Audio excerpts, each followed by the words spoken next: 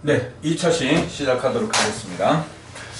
지금 여기서는 이제 여러분들이 좀 반해야 될 게 요 내용인데, 요거 보시게 되면, 지금 이제 기후변화의 이제 원인으로서, 지금 내적 원인과 외적 원인, 요렇게 있거든요. 그런데 여러분들 보시면, 내적으로 변화되는 요인들은 뭐 지표가 변한다든지, 화산활동, 대기 조성, 그 다음에 수륙 분포, 요런 것들 때문에 이제 뭐죠? 지구의 기후가 변화가 된다. 이제 이렇게 보시면 되는데, 외적인 건 뭐가 있냐? 지구 자전축의 기울기 변화. 그리고 공전 궤도의 모양이 주기적으로 변한다. 자, 요게 지금 봐. 너희들 태양이 있고, 그지? 태양에서 이 복사 에너지를 보내줄 때 태양 쪽으로 기울었느냐 아니면 반대쪽이냐에 따라서 이 면에 들어오는 단위 면적당 복사 에너지 양이 달라지거든요. 그렇기 때문에 자전축의 기울기와 또 이 공전 궤도,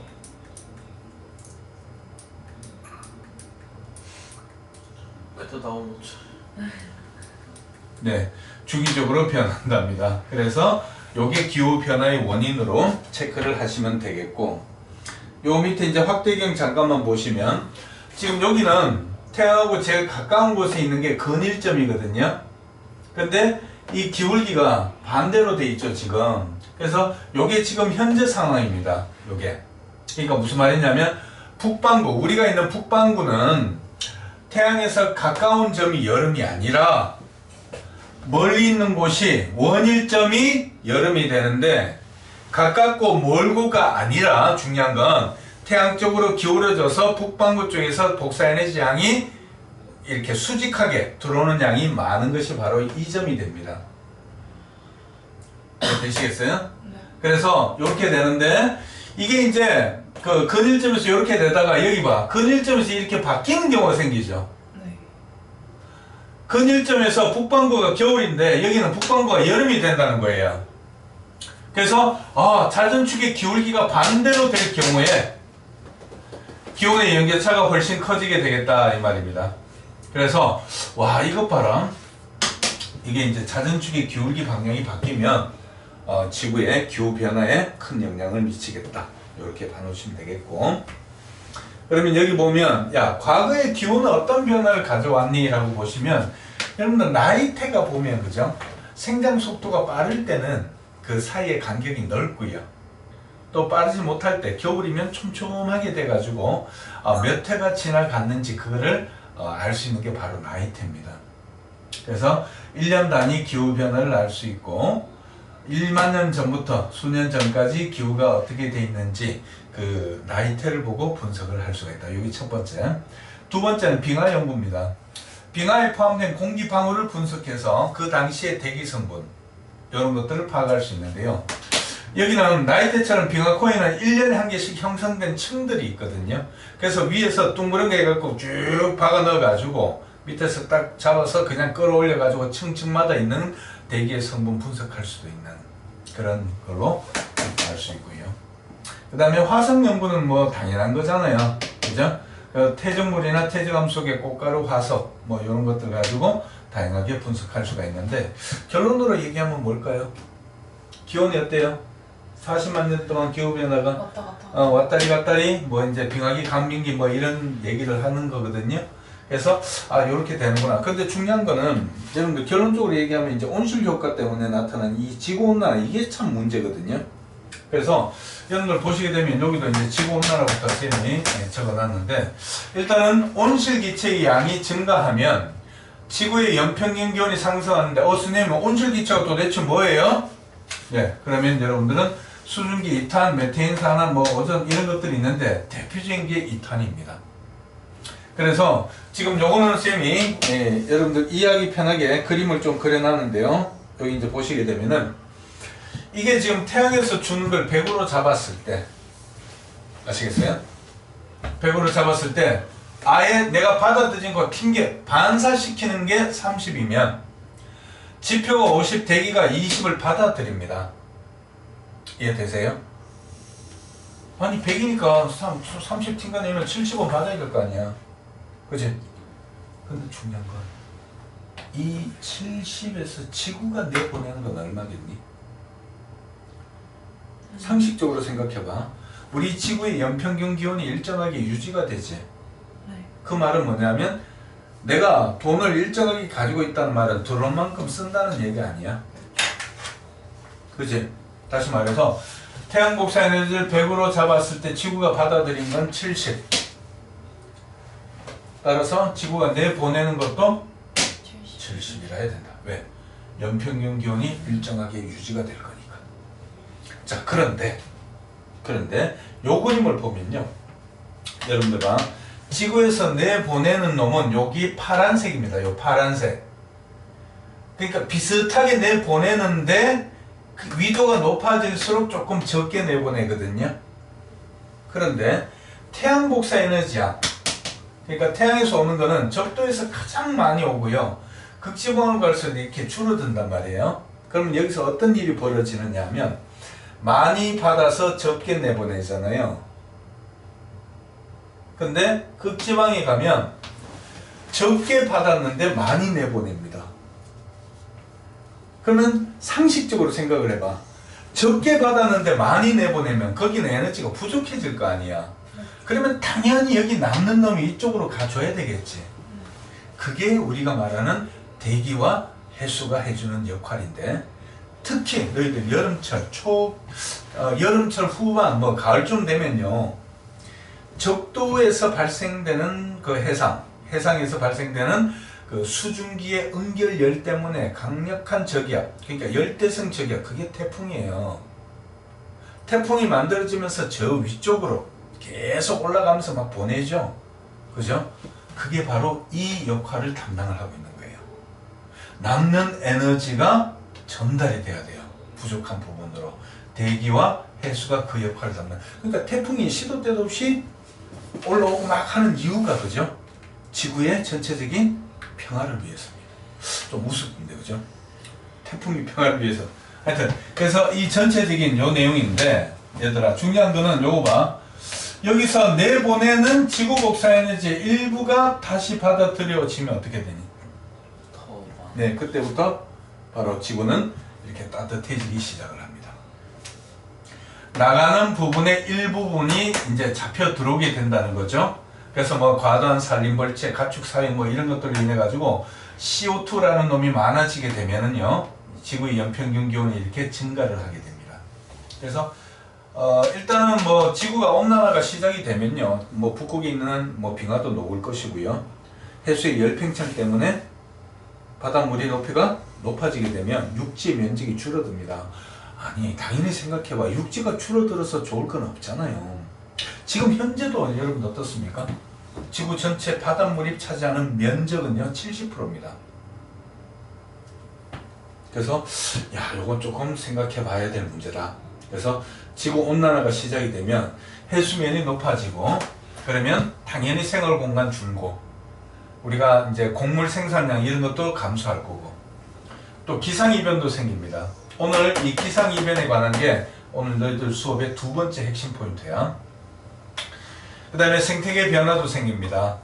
해양이 산성화도 되고, 그 다음에 질병도 발생할 수 있습니다. 그래서 온난화의 영향 꼭 기억하십시오. 해수면이 상승한다, 기상이변 발생한다, 생태계 변화, 이런 것들이 있다. 그 다음에 이제 여기 보시면 한반도의 지구 온난화 같으면, 여러분들 봐, 우리나라의 평균 기온이 상승하고 있다라고 돼 있는데, 지구 전체 우리나라 보시게 되면 이탄과 메테인의 양이 늘면서 기온도 상승한다라는 게 보이는데요. 여러분도 이 기후 변화가 보면 여름이 길어지고 겨울이 짧아지고요, 봄꽃 개화 시기도 점차 빨라지고, 아열대 기후, 이게 북쪽으로 확산이 됩니다. 특히 동식물의 서식지 변화가 이제 많이 일어나는데, 너희들 대표적인 우리 먹거리 음식 중에서 명태 혹시 아십니까? 지금 너희들 많이 먹나요? 명태? 많이 못 먹죠. 근데 예전에는 명태가 우리가 거기 동해바다 저쪽에서 잡히는 대표성 어종이었습니다. 근데 명태는 한류성 어종이에요. 그래서 거기 그 바닷물의 온도가 낮을 때 많이 잡히는 건데, 이게 점점 아열대성 기후가 되면서 온도가 높아지니까 이 명태들이 북상을 해가지고 러시아 쪽 저 위에 해역에 이제 가 있는 거예요. 우리는 어떻습니까? 예전부터 명태 가지고, 명태 이름이 되게 많은 거 아세요? 명태, 동태, 생태, 황태, 북어, 뭐 이거 전부 명태입니다. 아 북어가. 네, 저 패놓은 거죠. 명태 패놓은 게 북어. 응? 황태, 굴비는 저거고요. 그거 조기 아닐까요? 조기. 그래서 하여튼 명태 종류 가지고 우리가 먹거리로 만들어놨던 게 되게 많은데 이게 이제 없어지다 보니까 어떤 일이 벌어지냐면 러시아 헬기에 가서 돈 내고 그걸 잡아오는 이런 일이 벌어지는 거고, 그 다음에 이제 난류성 어종이 잡히는데 그게 대표적인 게 오징어입니다. 그래서 야, 이런 참 기후 변화로 인해서 여러 가지 그걸 가져오는구나. 요거는 여러분들이 정독 좀 해놓으시면 크게 어려운 내용 없을 겁니다. 우리도 중국처럼 그냥 찾아와서 잡아오는 거 너무 양심없죠. 네, 중국이랑 그러다가 이제 또 외교 문제로 비화가 되겠죠. 그래서 온난화를 막기 위해서는 온실가스 배출량을 줄여야 된다. 너무 당연한 말이죠. 이산화탄소 농도 낮추시고요. 국제적인 협약을 가입을 해주시면 좋겠습니다. 자, 요거 문제는 좀 이따 풀어주시고요. 자, 요거 이제 대기대순환 얘기인데, 위도별 에너지 불균형과 요런 놈들. 아까 쌤이 얘기했었죠. 지구는 구형이니까 태양곡사 에너지의 흡수량이 달라집니다. 그죠? 맞아요? 네. 네. 그랬을 때 위도별로 저위도는 에너지가 남게 되고 고위도는 부족합니다. 아까 그 현상 봤을 거야. 그래서 남는 게 이동을 한다. 남는 게 이동한다. 그래서 위도 38도 부분에서 에너지 이동이 가장 활발하게 일어나는데요. 자, 중요한 건 요겁니다. 대기대순환에서 헤드리페렐 극순환이 있는데 이놈을 가지고 쌤이 설명을 해드릴 텐데요. 쌤이 한 그림으로 설명을 드리겠습니다. 자, 일단 대기대순환이 발생하는 원인은 위도별 에너지 불균형과 지구의 자전이 됩니다. 자, 체크 포인트 꼭 기억해 두시고. 자, 그러면 선생님, 이 그림이 뭔가요? 네, 태양에서 빛을 보내주면 적도 30도, 60도가 있는데 이 중에서 열을 가장 많이 받는 곳이 어디예요? 여기. 적도가 가장 많이 받겠지. 그럼 여기가 데워진단 말이야. 많이 받으니까, 뜨거우니까. 그럼 데워진 공기가 위로 올라가. 이거 하지. 했죠? 네. 네. 그리고 부족한 게 오고, 그러면 이렇게 가고, 해서 이런 순환이 만들어지고, 그죠? 그런 다음에 여기 이제 내려오잖아, 얘들아. 여기 내려오는 거. 우측으로 휘어지는 게 뭐라고? 전향력이야. 올라가지, 우측으로 내려오지. 그래서 여기 0도에서 30도 사이 부는 바람을 뭐라고 한다? 무역풍. 30도에서 60도는 편서풍. 그리고 극동풍인데, 요 순환은 헤들리, 페레 극순환. 요거 기억하시고, 그로 인한 바람 기억해 놓으시면 됩니다. 근데 여기서 너희들 이것까지 쌤이 얘기해 줬나? 팁? 얘기 안 했죠? 자, 알아놓으십시오. 이 팁 세 가지는 뭐냐면, 지금 요 대기 대순환으로 연결해서 부연적으로 설명이 가능한 게 세 가지가 있습니다. 첫 번째는 해수의 연직 분포예요. 자, 해수의 연직 분포는 여러분들 이거 보십시오. 혼합층, 수온약층, 심해층이 이렇게 분포가 되는데요. 여러분들 이 분포가 혼합층의 두께가 뭐에 의해서 결정난다고 배웠습니까? 네, 바람의 세기입니다. 그러면 이 바람물을 표면을 땅 때려주는 곳에 바로 혼합층의 두께가 두껍게 나타날 텐데 그게 어디 지역일까요? 여기서 보면 몇 도? 30. 네, 30도죠. 30도 지역에서 하강기류가 생기면서 땅 때려주니까 여기가 30도가 혼합층의 두께가 가장 두껍게 나타납니다. 그게 요거하고 연결시키는 첫 번째 팁. 두 번째는 염분인데요. 지금 여기서 상승기류가 생기면 여기 구름 만들어지죠. 그럼 비 오겠죠. 그러면 짜 싱거워. 그럼 여기가 염분이 낮아요. 네, 여기가 높고요. 아시겠어요? 그 위는. 여기도 상승기류면 비 올 수 있겠죠. 그죠? 하여튼 상승기류가 생기는 곳 위주로 봐놓으시면 되고요. 마지막으로 사막은 어떻습니까? 사막은? 비가 안 내려요. 30도에서 많이 발생하는 이유가 고압대가 형성이 돼 있어서 그렇습니다. 자, 그래서 요 대기 대순환과 연결해가지고 요거 봐놓으시고 또 한 가지 더. 북반구에서 요 무역풍과 편서풍 영향 때문에 요렇게 돌아가는 이게 이제 대륙의 분포니까요. 요렇게 뱅글 돌아가면서 시계 방향의 해류의 순환이 만들어진다. 그래서 그 이름까지도 봐놓으면 좋겠습니다. 여기가 뭐죠? 북적도 해류. 올라가는 거 쿠로시오. 여기가 북태평양 해류. 내려오는 게 캘리포니아. 너무 빨랐나? 다시 북쪽도 해류, 쿠로시오, 북태평양, 캘리포니아. 그럼 너희들 여기서 봐봐. 밑에서 올라가는 쿠로시오 같은 경우는 저위도에서 따뜻한 게 올라가니까 난류가 되겠고, 캘리포니아는 위에서 내려오는 거니까 고위도에서 저위도로 오는 거잖아. 요건 한류가 되겠죠. 그래서 이런 식으로 요거를 공부해 두시면 아주 도움이 될 거다. 그래서 지금 요 내용을 요걸로 여러분들이 다 좀 공부를 해 놓으시면 좋겠고요. 자, 요거 보십시오. 표충순환이 얘들아, 요거는 여기 있는 걸 보고 얘기할게. 지금 여기 표충순환을 보시게 되면은 봐. 무역풍대, 편서풍대 어디로 가냐? 요거랑 똑같이 아까 쌤이 얘기했잖아. 북쪽도 쿠로시오, 북태평양 결과 이거야 이거. 시계방향의 해류가 만들어진 거, 시계방향, 북반구. 그래서 요런 게 우리가 바람의 영향에 의해서 만들어질 수 있는 해류의 흐름이구나. 딱 체크해 놓으시면 어려운 거 하나도 없습니다. 아시겠죠? 네. 자, 좀 이따 문제 좀 풀어주시고, 오늘 이제 하는 것 중에, 야, 사막화 봐봐. 몇 도에서 잘, 여봐. 이거. 여기 이거 사막이잖아. 어디니? 30. 네, 30도. 왜? 하강기류 생기니까 비가 없다고요. 건조한 기후. 그래서 사막, 30도. 오케이? 여기도 30도. 오케이? 네. 끝.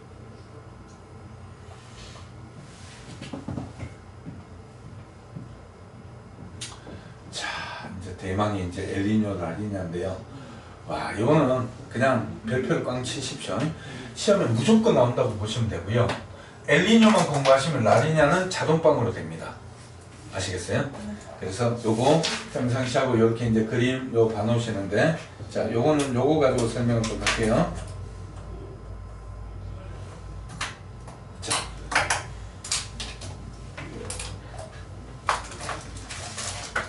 자, 요거 잠깐만 볼게요.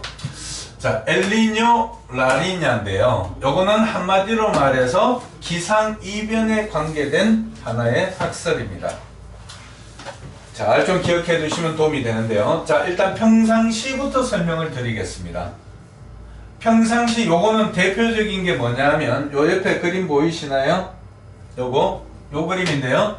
여기가 북미, 남미, 적도 해역이니까 여기가 페루. 뭐 과테말라, 에콰도르 뭐 요쪽에 다 있습니다. 브라질하고 그러니까 남미 앞에 태평양이 여기가 우리가 말하는 동태입니다. 뭐죠? 태평양의 동쪽 지역. 그리고 쭉 이렇게 오면 이게 이제 무역풍이잖아요. 아까 0도에서 30도 사이 부는 바람. 그리고 이제 여기가 서태입니다. 서태. 얘들아, 인도 지금 몇 시인지 아니? 4시야. 인도네시아. 우리 지금 소통 안 되고 있는 거죠? 인도네시아가 여기 있다고요. 4시야. 네.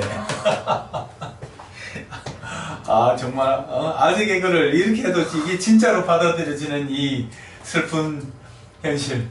다시 인도네시아가 여기 있어요. 네. 인도네시아가 요게 서태입니다. 서태. 그러면 자, 평상시에는 얘들아, 이게 이제 우리가 말하는 적도 부근에 바람이 0도에서 30도 사이에 무슨 바람이 분다고 아까? 편서풍. 0도에서 30도요? 무역풍. 그러니까 요 바람. 이게 그냥 내가 설명 위주로 하고 넘어와서 그런가? 기억이 30 중위도인 줄 알았어. 하여튼 잘 좀 봐놓으셔야 돼요. 부탁합니다. 네. 그래서 여기 무역풍에 의거해서 쭉 가면 여기가 적도 부분에 따뜻한 해수가 무역풍의 영향을 받아서 서쪽으로 이동한다. 동의하세요? 네. 동의하세요? 이해부터 먼저 하세요. 너희들 수업 시간에 나랑 해야 될 첫 번째가 understand야. 그리고 그걸 반복하시고 암기하시는 거예요. 제일 좋은 선생님은 내가 아니고 반복이에요. 아시겠어요? 지금 이 시간에는 너희들이 이해를 하시라고. 자, 그래서 여기 무역풍의 영향에 의해서 데워진 따뜻한 표층 해수가 서쪽으로 이동을 하게 됩니다. 그러면 여기에 있던 바닷물이 이쪽으로 끌려가 버렸으니까 여기에 바닷물이 부족하잖아요. 그러면 요 밑에 있는 차가운 해수가 그 나간 자리를 메꾸기 위해서 올라오게 되면 이 동태 쪽의 해수의 수온은 어떻게 됩니까? 낮아져요. 낮아지겠죠. 그러면 여기는 기온이 어떻게 됩니까? 낮아져요. 네, 기온이 낮아지게 되면 하강 기류가 생겨요. 이유가 뭐였죠? 기온이 낮아지면 부피가 팽창할까요? 작아져요. 작아지겠죠. 팽창하면 데워져서 가벼워지니까 저기압이 생길 텐데 그 반대가 되니까 여기는 고기압대가 형성이 돼요.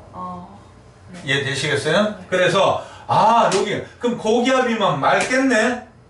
그죠? 비가 없으니까 건조하겠네. 그리고 여기 나가서 보면 여기가 지금 차가운 해수의 용승이 일어났기 때문에 그 차가운 해수에 물고기 먹이들이 많아요. 그러다 보니까 이 페루 앞바다에 있는 어부들이 나가서 고기를 잘 잡는 그런 평상시의 생활을 하고 있는 겁니다. 좋은 어장이 형성이 되어 있단 말이에요. 자, 그 다음에 이놈이 쭉 가게 되면 어떻습니까? 여길 지나오면서 그 바다에 이 따뜻한 놈들이 증발하면서 수증기를 많이 머금게 되고 인도네시아 쪽에 오면 상승기류가 만들어지면서 여기에서 구름이 만들어지고 비가 내릴 수 있단 말입니다. 그러면 여기는 뭐죠? 강수량이 제법 되겠죠? 그리고 저기압대 상승기류 이런 것들 요게 평상시입니다. 그럼 여기 보세요. 이거 더 있나? 없죠? 네, 여기 보시면 평상시가 차가운 해수의 용승, 표층수온 낮다, 고기압 맑고 이거 설명 다 했잖아요. 그리고 표층수온이 높아서 이쪽으로 왔을 때 증발이 되고 저기압 분포하고 상승기류. 그럼 여기는 비가 많다. 자, 요게 평상시란 말입니다. 이해되셨죠 지금? 네. 그러면은 저희 인도네시아 앞에 서태는 염도가 낮아요? 증발이 됐으니까 염도가 높겠죠. 아니 인도네시아 거기에 비가 내리죠. 비가 오면 염도가 낮겠죠. 네.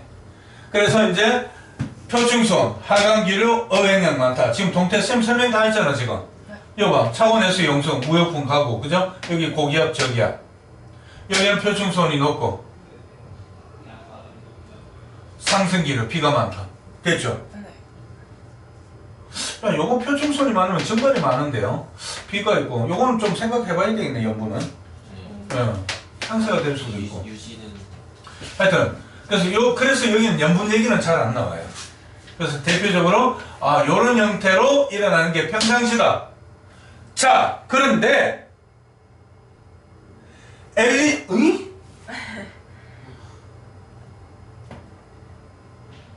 엘니뇨가 발생을 하면 어떤 일이 벌어지느냐. 잘 보세요. 되게 재밌어요. 이해만 되면. 자, 갑니다. 어떤 이유인지 모르겠는데요. 그게 기상이변입니다. 자, 무역풍이 약화가 됩니다. 자, 아까는 이까지 왔어요. 근데 이게 약화가 되면 어떤 일이 벌어지나요? 이게 약화가 되면 밑에서 아까 가서 올라왔던 차가운 해수의 용승이 어때요? 적어지겠죠. 왜? 바닷물이 아직 안 가고 여기 남아있으니까 못 간단 말이야. 그럼 못 가면 차가운 해수가 안 올라오니까 여기는 수온이 어떻겠니? 높겠지. 아까는 차가운 게 와서 표층수온이 낮았는데 이번엔 높겠지. 높으면 어떻게 되겠니? 여기서 온도가 높으면 데워진 공기가 만들어지고 상승할 수가 있잖아요. 그럼 여기서 뭐가 온다? 강수량이 증가합니다. 비가 내리고. 자, 평상시에는 맑고 건조했는데 엘니뇨가 발생하니까 비가 오기 시작하네요. 눈이 안 내리던 곳에서 눈이 내리고 지랄이네. 그러면 여기는 해수 온도가 어떻니? 높아지겠지? 네. 자, 높은 게 이쪽으로 갔는데 차가운 게 올라왔는데 안 올라오니까 해수면이 높잖아. 그럼 여기 물고기에 먹이가 없어요. 그러면 어부들이 나가봤자 어떻습니까? 고기가 안 잡혀요. 근데 이게 12월 달에 이제 적도 지역이니까 12월 달에 이런 현상이 생겼나 봐요. 그래서 성탄절이 거기 있잖아요. 그러다 보니까 어부들이 야, 나가봤자 못 잡으니까 나가지 말고 성탄절 축제나 즐기자. 그래서 여기서 나온 스페인 어원에서 남자 아이 내지는 아기 예수라고 불리는 게 바로 엘니뇨입니다. 어원이 거기에 있어요. 반대는 라니냐고요. 그래서 여기서 그럼 어획량이 당연히 줄어들 거야. 축제를 즐기고. 왜? 여기 나가봤자 잡을 게 없으니까. 자, 그러면 여기 가는 게 약해지니까 가다가 데워진 공기가 수증기를 머금고 여기에서 비가 내려버린단 말이에요. 아까는 여기에 비가 왔잖아. 여기서. 네. 근데 가다 중간에 되니까 여기는 오히려 이제 하강기류가 생기게 되는 거예요. 이해되시겠어요? 네. 그러다 보니까 어떻습니까? 표충수온이 아까는 이까지 쭉 왔으니까 표충수온이 높았는데 이번에는 표충수온이 여기보다는 낮아지게 되고 하강기류가 생기면서 강수량이 없어지니까 평상시에 비 왔던데 이제 비 안 오네. 가뭄, 건조 막 이렇게 되는 거예요. 쉽게 말해서 평상시하고 완전히 다른 형태의 기상 이변들이 나타나진다. 이게 엘니뇨. 자, 라니냐는 요거 반대로 보시면 됩니다. 자, 그래서 오늘 선생님이 설명할 건 요게 사실 다거든요. 그래서 너희들 요 파일을 내가 보내줄까요? 네. 네. 그럼 그렇게 하시고 지금 여기 이제 문제 풀어보시면 되는데 그거 풀기 전에 너희들인데 유튜브를 하나 보여드리도록 하겠습니다. 선생님이 요 수업만 진행하면 항상 보여주는 게 있거든요.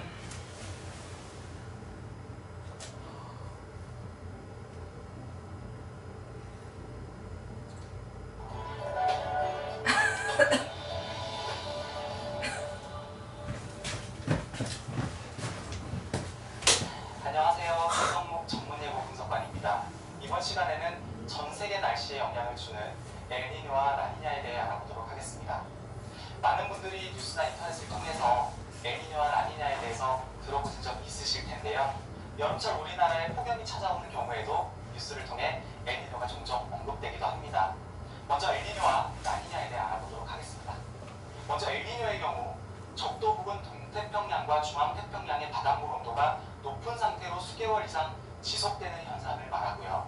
반대로 라니냐의 경우에는 이곳의 수온이 평년보다 낮은 상태로 수개월 이상 지속되는 현상을 말합니다.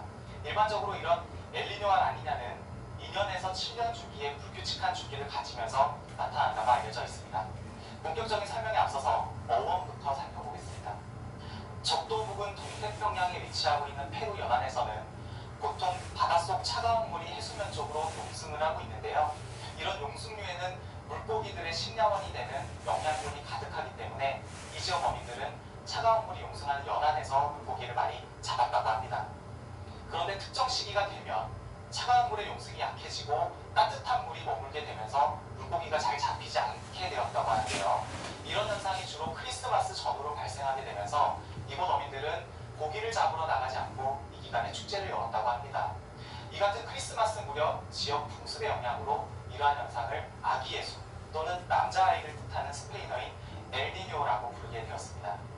또한 엘니뇨와는 반대로 특정 기간 동안 페루 연안으로 차가운 해수가 평소보다 오히려 강하게 용승해서 유지되는 경우도 있었는데요. 이런 현상은 남자아이를 뜻하는 엘니뇨의 반대말인 여자아이를 뜻하는 스페인어인 라니냐로 부르게 되었습니다.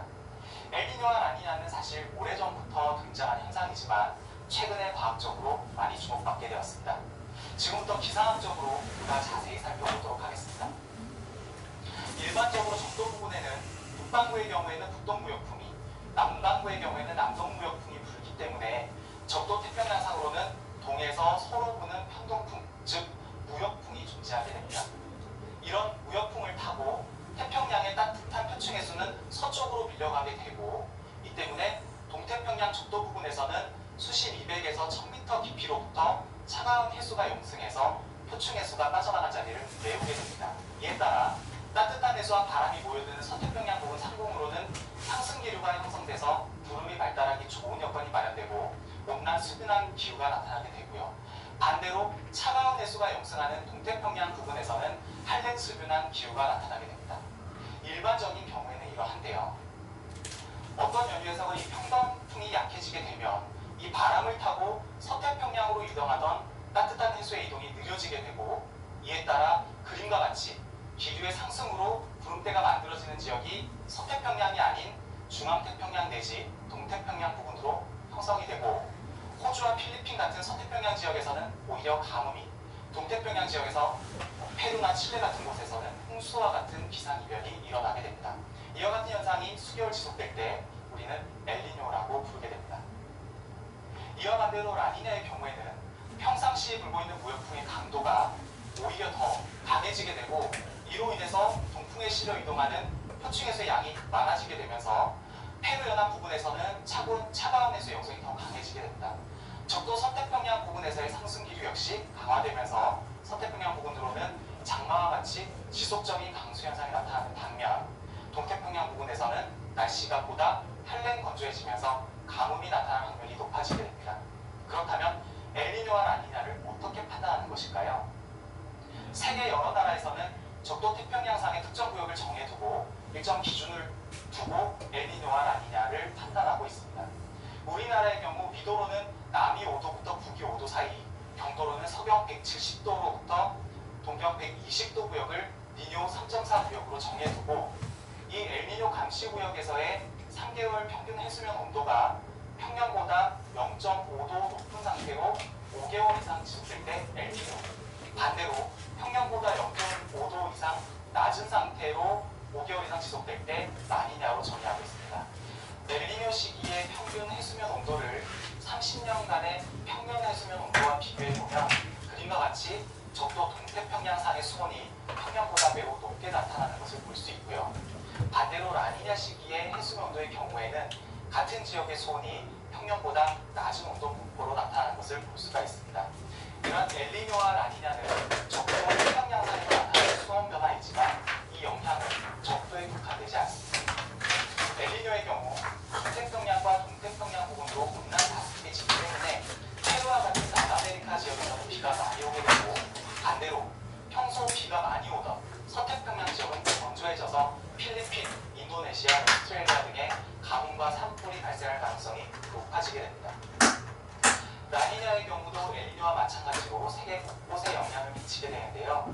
건조해지는 남아메리카에는 가뭄이, 인도네시아와 필리핀 등 서태평양 지역에서는 극심한 장마가, 북미 북부에는 강추위, 중남부에는 심한 가뭄이 찾아오는 등 극단적인 날씨 변화가 나타나게 됩니다.